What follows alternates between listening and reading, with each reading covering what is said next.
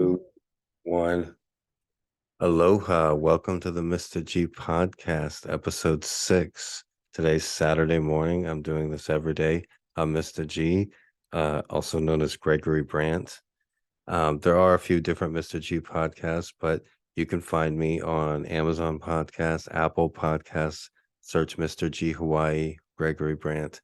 This is an everyday thing, and it's building, getting better every day. So, starters. I want to say congratulations to the Denver Nuggets upsetting the Los Angeles Lakers in the Staples Center in Game 3 of the Western Conference Finals last night to take a 3-0 series lead. If you look at earlier editions of my podcast, you can see that I predicted the Denver Nuggets to sweep the Los Angeles Lakers in the Western Conference Finals. And so far, that prediction is coming to fruition with the Nuggets being up 3-0 in Game 4. Being on Sunday. So today's game, we have Jimmy Butler and the Miami Heat playing Game 3 in Miami with a 2-0 series lead after winning the first two games in Boston. Also, if you look at earlier podcasts, I predicted Miami would win the first two games in Boston. They're on borrowed time. As far as today's game, I think the Game 3 and Game 4, I don't think Miami, the 8 seed, is going to sweep the number 2 seed Boston Celtics. They beat the number 1 seed Milwaukee Bucks in 5 games, and I see that similar. They're a very good road team. They're a very experienced team, the Miami Heat is. So I think they'll split the next two games, Game 3 and Game 4. I don't know if they lose Game 3. I think they'll win Game 4. If they win Game 3, I think they'll lose Game 4. And I think they'll wrap up the series in 5 when they find themselves one game away from being the first or second number 8 seed ever to make it to the NBA Finals. I believe either the New York Knicks or the Miami Heat did it during their heated rivalry. One of those two teams made it to the NBA Finals. I could be mistaken, but it's very rare. And Jimmy Butler is having an epic postseason, living beyond his expectations, like he has done his whole life. So, with that being said about basketball, what's in the news today? Today, I found out that Elvis Presley had an IQ of 71. That basically makes him retarded. Elvis basically was a retard. But with all due respect, Elvis was probably the best looking retard that you could even imagine. He got all the chicks, way more than that Corky on the Family Ties show on the 90s sitcom. Corky, you ain't shit compared to Elvis, all right? But yeah, I just saw that on TikTok. Elvis's birthday is coming up. TikTok is the best app and for a lot of reasons. It's the best at sharing information, but also the experience. It's the best for content creation.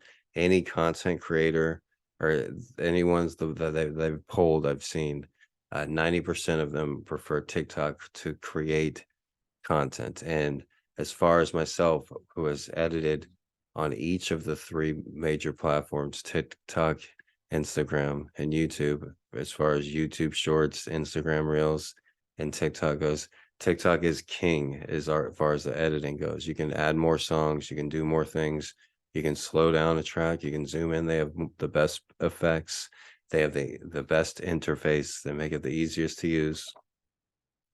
And so it puts them on top there. YouTube has the worst editor that you can't even slow down things on YouTube. YouTube is just so beta, so simple, and it just doesn't really work with their platform. As far as also with making a short on YouTube, you have to go to the YouTube app and press open, and then you can't just share it as easily as you can with TikTok. TikTok has beaten out the top American tech companies, and they've done it fair and square. And for politicians to take lobbyist money from these huge tech companies and to feed the American public lies, oh, they're stealing your information. TikTok is bad. TikTok is no, TikTok is not stealing our information. TikTok is letting us share information. And that's just I haven't even gotten into that. As far as TikTok is the only place to get actual news. If you want to know what's going on with the riots in Paris, with the riots in Israel, if you want to know what's really happening in the White House, what's really happening with the United States, what's really happening with the Nord Stream pipeline.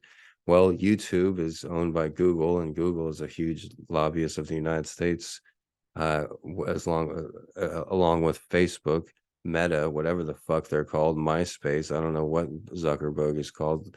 That motherfucking billionaire investing billions into trying to get rid of Facebook, trying to get rid of the app that's the most successful app in history, legitimately kicking their ass, not just because you're able to share information, not just because it's not uh, harbored by the government, also because of its small businesses. Being an organic platform, TikTok, that you can grow on, thousands, if not tens of thousands of businesses across the United States rely on TikTok to be noticed, to be heard, to know that their restaurant is there, to know that their dry cleanings exist. Small businesses are the most taxed group in the United States, and TikTok has been a godsend for many of them in the past 3 years, especially starting in 2020. Also, just the overall experience I've spoken about as far as a creator goes, the actual interface, the actual tech, the actual logistics involved in making a video is a much more enjoyable experience on TikTok than Instagram or YouTube. I'll make the same video. I'll come up with a video idea, and I'll have the video that I want to use, and I'll do the edits that I want. But I'll make the same video on YouTube. I'll make the shorts, and I'll make the same video on Instagram Reels, and I'll make the same video on TikTok. With TikTok, I can add fireworks. I can add zoom in close-ups. I can slow down the video. I can speed it up to any part. I can clip it to any part very easily. Instagram, fuck no, you can't do shit. You can add music, and they're just not up to par. It's just like they're 5-10 years behind technology wise. Okay, and that's just as far as the creator aspect goes. Okay, Mr. G, not everybody's a creator. Understandably so. TikTok is the most successful app in history, not just because it's great for creators, also for content consumers. They call it TikTok, and you can kill 2 or 3 hours on it easily because the actual experience of consuming content on TikTok is number one. All right, first off, the swipe thing. I believe that was actually popularized by Tinder. Well, that's the first time that somebody came up with, oh, instead of searching for something, you can do it with a swipe, and then you don't even have to think about it. So TikTok really capitalized on that, but also the sound is better on TikTok. The images are crisper on TikTok. If you look at TikTok, a lot of the videos are in 4K, 8K. The best way to enjoy TikTok is with a nice phone, with a Galaxy S21 Ultra or an S20 Ultra or a newer iPhone, something with a really nice screen that also has a nice camera. And TikTok is interactive. You build communities. It's a lot easier to respond to somebody's video, or sync somebody's video, whatever they call it, duet somebody's video. And they have all these different options that I'm not even aware of, but TikTok is great for small businesses, for independent creators, and it totally knocked it out of the park. For Montana to put up a straight ban on TikTok, it's absurd. And any politician that voted for that, you're going to regret voting against TikTok, because you will not be on the right side of history. Because eventually the generation that is growing up on TikTok, Gen Z and Gen Alpha, they're not going to look at it the same way that their predecessors did. So with that being said, TikTok does change people's ideas and information wise. It gives them more information, and the smartest people around, and generally everybody, you want to take as much information as you can, digest it, and then make your own hypothesis on what you think and what your opinion is on any genuine particular situation. All right, that's the key to intelligence, and the key to making intelligent decisions. All right, unless you're like just working from your gut all the time or running on pure emotion. But it's a proven fact. Smart people take both sides of whatever story, situation, problem. They look at both sides. They look at as many different possibilities as possible. And that's what TikTok gives you. Let people make up their own mind on things. I can tell you personally, I was very skeptical up until a few years ago on just about everything. And 10 years ago, I didn't believe in aliens. I didn't believe aliens even visited here. And still, I'm skeptical somewhat. I think the unidentified flying objects could be time travelers, or they could be advanced species that have been here millions of years, or if not hundreds of thousands of years longer than humans. I think that's also a possibility. But I used to be skeptical of everything, including John F. Kennedy, and I would joke about the people who said the moon landing was a hoax. Up until a few months ago, I saw an interview with Stanley Kubrick when Stanley Kubrick is saying, "Oh yeah, I helped film the moon landing. The moon landing is a hoax." And I'm familiar with Stanley Kubrick, and I've seen interviews with him before, and it wasn't a fake interview. It was him actually saying that. And then I saw other interviews with astronauts John Glenn and Neil Armstrong, and they're in their older age. These interviews are probably 10, 15 years ago. These astronauts are probably not around, but they're like talking to little kids and talking to school classrooms, and they're saying, yeah, the moon landing was actually fake. And then they have like handlers like, no, no, no, don't tell them, And that's something I would have never believed. And I wouldn't have ever gotten that information if not for TikTok. There's a lot of videos on TikTok. There's a lot of uh, videos that everybody can come across, that you can make up your own mind. And it's going to be even harder in the future with artificial intelligence and deep fakes, because that technology is open to anybody that can use it. So you think it's hard now to get real information and uh, disseminate it between fake news and real news. Fake news, a term Donald Trump came up with. But it's going to be even. What the hell are you doing?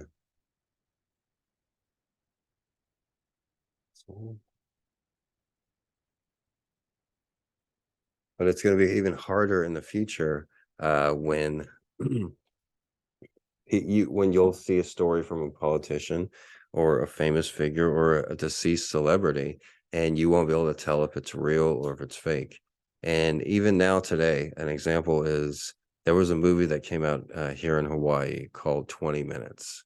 All right. And if you Google 20 Minutes movie Hawaii and you look at this trailer, all right, this looks like one of the worst movies you could ever see. It looks like it's based on the missile crisis that happened maybe about a little over 5 years ago, where they sent the majority of people in Hawaii a text on our phones saying that North Korea is firing a missile to Honolulu. Duck and cover. You have 20 minutes. So this is something. It's based on an actual event, right? But the movie, it looks like a B not even a B movie, like a straight to video 1980s horror movie. And they take the idea, and you look at the trailer and there's like 5 missiles coming to the air. It turns out to be a false alarm and there weren't ever any missiles fired. But the movie like takes it to another level, and the acting looks so corny and so campy. And they have like that actor from Good Times, like that, except he's like in his 60s and stuff. And it's just so ridiculous. And like, but if you look online and you're like, oh man, people are gonna you would think, oh, people are gonna thrash this online. They're gonna make fun of this so bad. But when you go online, the movie was made by this multi-billionaire, and it's actually apparently a secret Christian movie. They don't mention that in any of the trailers or any of the bumpers for the movie, but at the end there's like a Christian message or something like that. And the thing is, you go online and you try to look for any real reviews of this movie, and the billionaire movie makers somehow made it so there aren't any real reviews. You can't even find one negative comment. If you go to the 20 Minutes movie on YouTube, their trailer, their movie site, on YouTube, their movie page, it's like every comment is, "This is the best movie ever. I can't believe it. The acting is great. I cried at the end," and every trailer shows people leaving the theater like, "It was a number 10, a number 10 out of 11, 11 out of 10." They were just like, "It's the best movie I've ever seen. I loved it so much." And it's like, what? Like, are we in Bizarro world? Like, you're loved it because you're in it, or you loved it because you're friends in it, or there nobody liked that movie. It's so ridiculous. It's like not even good enough to be in the movie theater.